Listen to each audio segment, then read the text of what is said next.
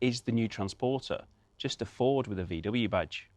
Okay, we have to talk about it, the elephant in the room.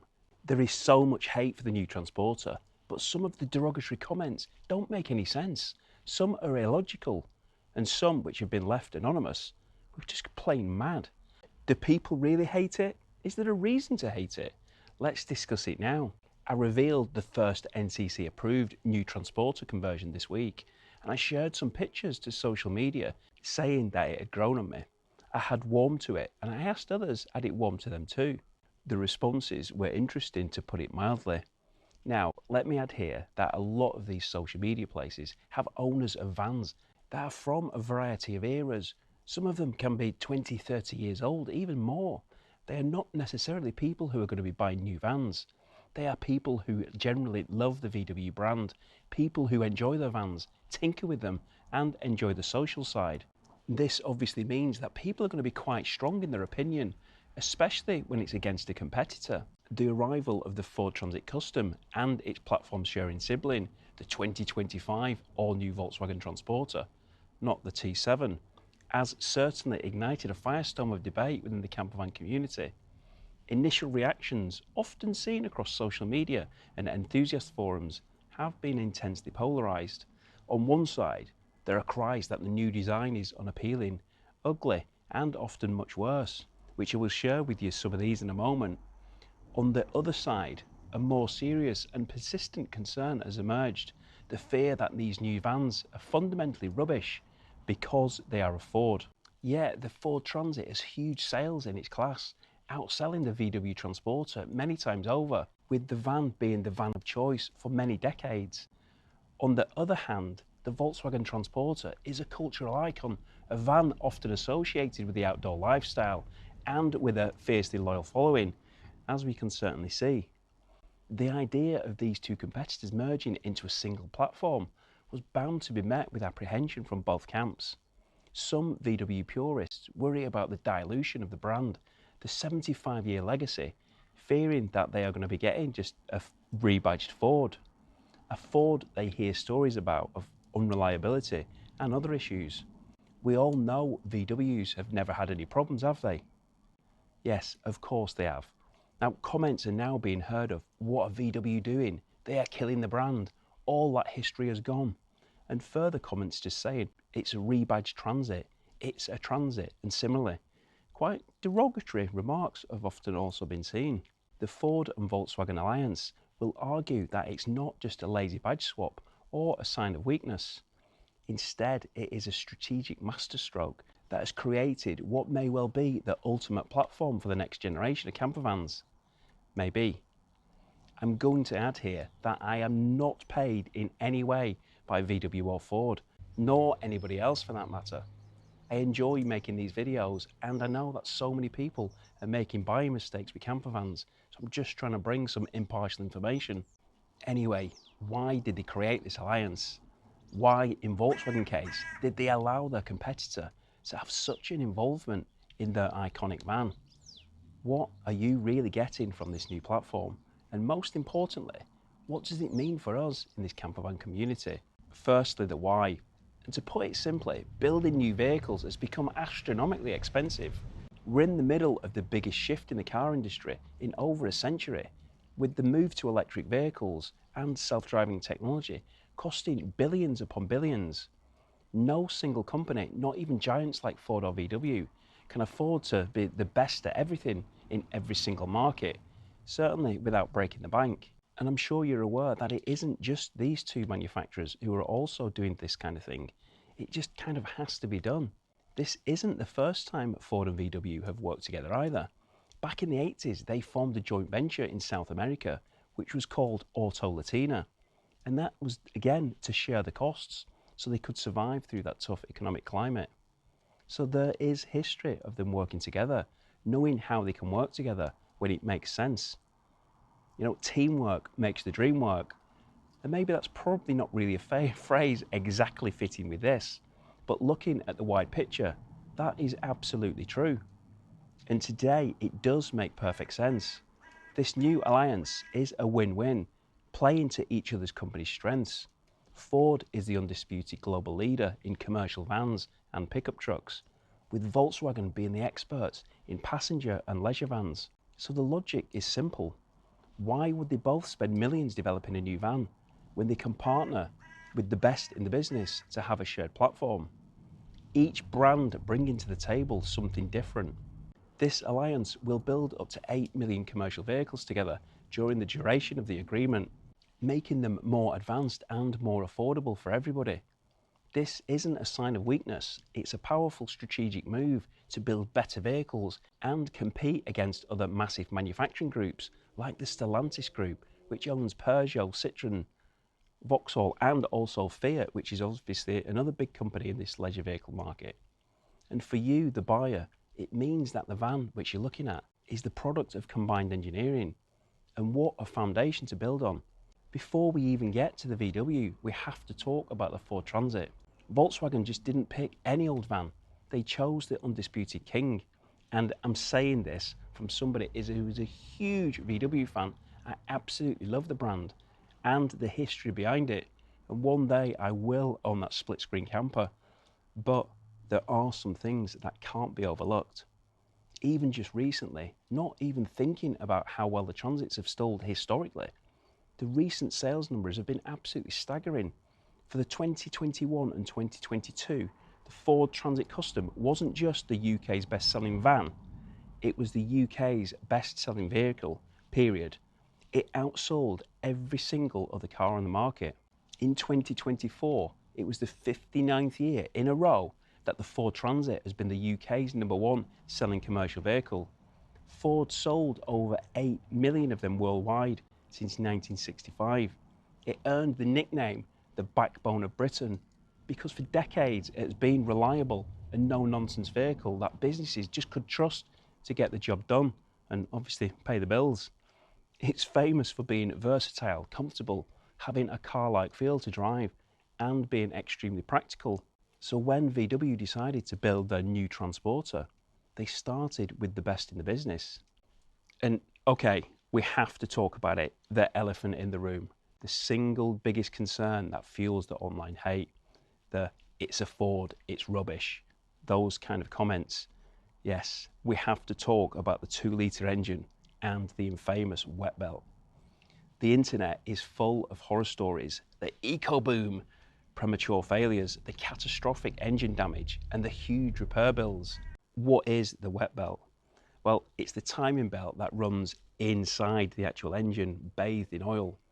Now, Ford didn't do this to be cheap. It was a sophisticated piece of engineering designed to make the engine quieter, reduce friction, and improve fuel economy by a massive 13%. And that was obviously to meet the strict emissions laws. But in the real world, problems did start to appear. Belts were failing way before the 150,000 mile service interval. And after a lot of research, the mechanics and Ford themselves, the root cause was found. It wasn't usually the belt itself that was faulty. The problem was the engine oil was getting contaminated. And two things were causing this. First, the type of oil. These engines need a very, very specific oil, low viscosity oil. And using the wrong stuff creates just a sludge which attacks the belt's rubber. And second, and this is key for van users, is the DPF regeneration cycle. If you do a lot of short journeys, the engine doesn't get hot enough to complete that cycle properly. Unburned diesel can then seep into the oil, diluting it and destroying its ability to protect the belt.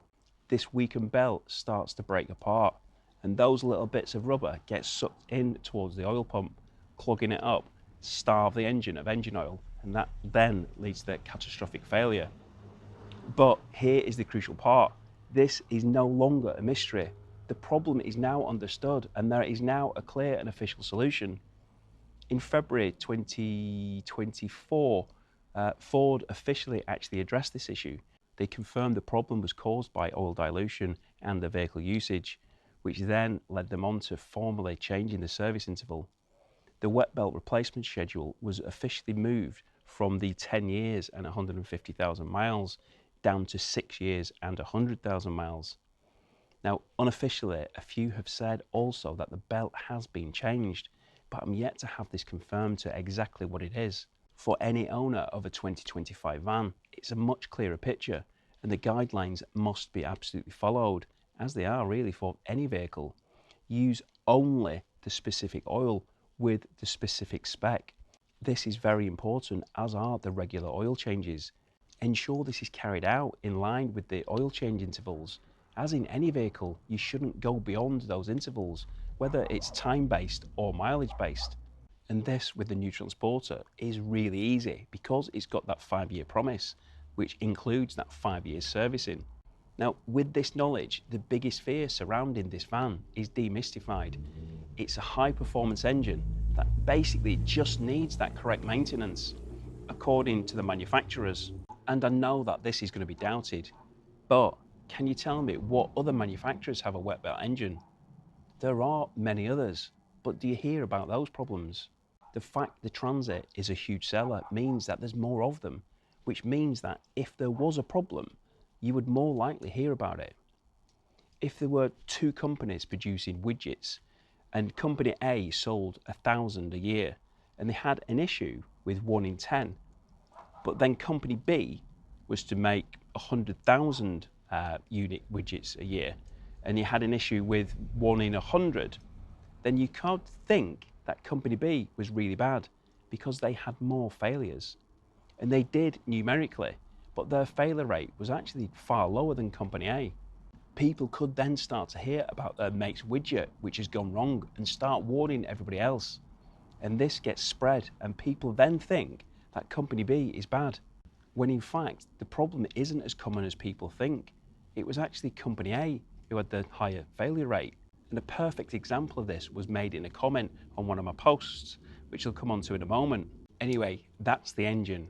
So the next question, is the new Transporter just a Ford with a VW badge? Absolutely not. Volkswagen has taken that brilliant Ford foundation and made some upgrades. There's going to be a full video on this coming soon, so I won't be going into the full details today, but they are not the same, despite that first appearance may look as though they are. You know, speaking to people who've actually spent time with both, the Transporter just feels more premium. It's not just a badge stuck on. Yet, from the side, it does look like a Transit, but from the front and from the rear, it doesn't. The entire front end is purely Volkswagen, totally different to the Transit. Is it better? Yeah, looks are subjective, and when I first saw them both, I really did prefer the Transit. However, the Transporter genuinely really has grown on me, and I was interested to see some of the new styling options which are going to be released soon. I've seen a couple of them, and it really does make it look better, although they still do have those wing mirrors which I still can't get my head around. They do need to be changed, so hopefully somebody will actually change those wing mirrors to make them look a little bit better. Now, within that front end differences are the new headlights. Thankfully, the LED are standard on the Transporter, mind you. And the lights at the rear are also different. They're different from the Transit to the Transporter, as are the rear doors, the wing doors and the tailgate. Both vans actually retaining the individual looks from the previous generation, and I think the Transporter, it genuinely does just look a little bit more upmarket. Maybe I am biased. And the same is said about the cab from people who've had both. The Transporter has better materials, and from me, the fact it's got 2 armrests on the captain seat is a huge, massive difference. The cab, including the dash, they're just not the same. And that also includes the infotainment systems that are powered by their own respective brands. So your personal preferences on that will dictate which one you like. There are big improvements in this over the previous generation Transporter, and we're going to be hearing about that more in my project series. Well, I should probably say our project series when we actually speak to the experts. Things such as how our campervans are going to be improved with now the electric handbrake, which is going to make those swivel seats easier to turn around. And on the automatic models, that gear selector is actually on a stalk on the steering wheel now. A small change, but it does actually completely free up that floor area, making it easier to move around the cab, get from the front to the back, etc. Which means it's a big plus for a campervan layout, which I think I mentioned about 12 months ago. But the biggest upgrade is technology. Every new Transporter is now going to come with that 12-inch digital driver's display and that massive 13-inch central touchscreen as standard. This is a huge leap forward, making the cabin feel extremely modern and premium. As mentioned last week, there is a requirement now that all vehicles are fitted with driver aids, so these are all going to be present, the emergency braking systems and things like that. Now, the price of the VW you would expect to be much more expensive, right? Wrong. The all-new Transporter is actually priced cheaper than the Ford. And to top it all off, Volkswagen has that incredible ownership package in the UK, that is, the 5-year promise, which is the 5-year warranty, 5 years servicing, and the 5 years road assistance, all included. And then if you compare that to the Ford's 3-year warranty, the Volkswagen's actually better than the Ford. So if you're buying one, that 5 years gives you that peace of mind, which is a massive difference. And on top of that, for the VW qualified manufacturers, that provides a 5-year Campervan warranty also, which certainly helps with that peace of mind and tackles any lingering reliability concerns. So no, this is not just a rebadged Ford. VW has taken the best platform and made it even better with superior technology and that great warranty. For the Campervan, it's even better with the improvement over the T6. It's longer and it's wider. And the most important number here is the space between the two rear wheel arches. It's increased by a massive 148 millimeters, like 6 inches. And that is a game changer for the interior layouts, because that just gives you more flexibility. You know, you can have bigger beds, kitchens, and obviously more storage. And the payload for the van is also increased. And the ultimate seal of approval here comes from the professionals. The UK's top approved converters for both brands are embracing the new platform. Companies like Wellhouse Leisure, who's a Ford qualified modifier, and then you've got Bespoke and I, Rolling Homes, Gerber Caravans, Hillside, you know, VW qualified manufacturers, and VanWorks, EcoWagon, Bowden's, and lots of others are heavily investing in launching an entire new range for their products based on these vans.